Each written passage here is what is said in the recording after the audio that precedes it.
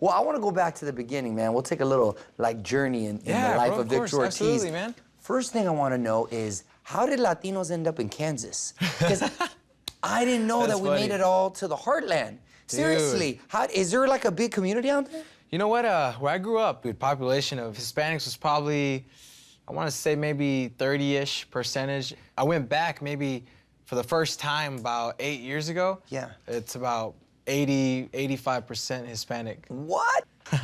That is a trip, man. Yeah, so. And then you're growing up in Kansas, and you're with mom and dad, and at about 7 years old, your whole life changes. What happens? Well, I went to school as I thought was going to be another random, regular day, and I got home from school that day, and my mom never actually came home.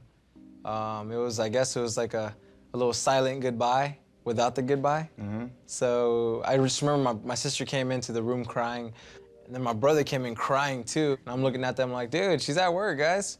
They're like, no, she had bags packed on this side and on the piano top, and everything's gone, and then this and that. So my brother goes and looks in the closet, and everything was legit. She was gone. And no warning.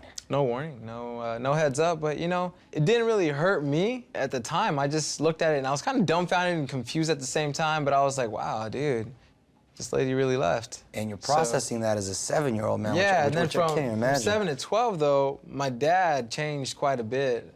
I don't know what their issues were. I never, you know, it's not my business. Plus, you were too little. You were too young. Yeah, but at the same time, I just remember Dad was in and out, in and out, in and out. Would come for a few months at a time, leave. He always said he was doing construction or something, but I never questioned it. And I put it in my mind that year at 12, finally, after all the ups and downs, I said, I'm gonna do something with myself. And my dad introduced me to boxing originally at 7 years old. Did he do it because he was into it or just as a... Yes and no. I got beat up a lot at school and picked on quite a bit because I was a little husky kid, and I played the piano, I sang school solos, I was in the M&M choir. I was a little nerd, man, so. Look at that. Yeah, I'd come home crying, and my dad would be like, in this family, there aren't gonna be any this and that, and I'd be like, okay, we're taking you to the boxing gym. I was like, I don't want to go. Really? So you were reluctant to go? They made me go. My dad made me go. I remember the first day of training boxing ever. They put gloves on me, first day ever. Never even seen a pair of boxing gloves up close. And you sparred first day? Yes, man, they beat me up. And getting out the ring crying, my dad grabbed me and he goes, oh, you want to cry? You want to embarrass me like that?